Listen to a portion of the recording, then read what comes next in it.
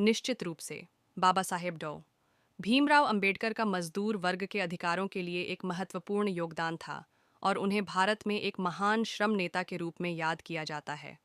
हालांकि यह ध्यान रखना महत्वपूर्ण है कि उन्होंने मजदूर दिवस की स्थापना नहीं की थी।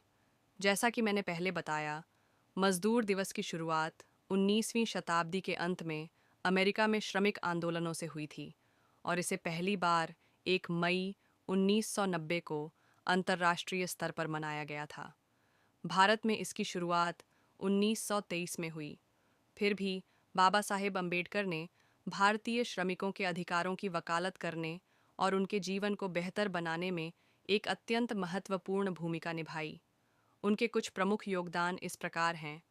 स्वतंत्र labour party, independent labour party, 1936 में उन्होंने श्रमिकों के हितों का प्रतिनिधित्व करने के लिए इस पार्टी की स्थापना की।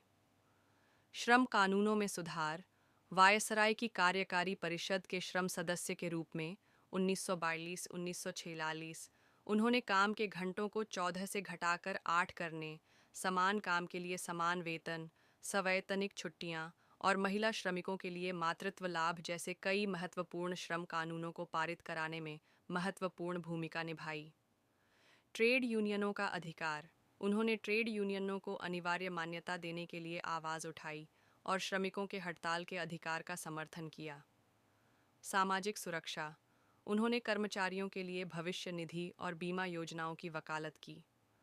जाति और वर्ग का अंतर संबंध, बाबा साहेब ने यह भी महसूस किया कि जातिगत भेदभाव श्रमिकों के शोषण को और बढ़ाता है और उन्होंने जाति और वर्ग दोनों के आधार पर श्रमिकों के अधिकारों के लिए संघर्ष किया।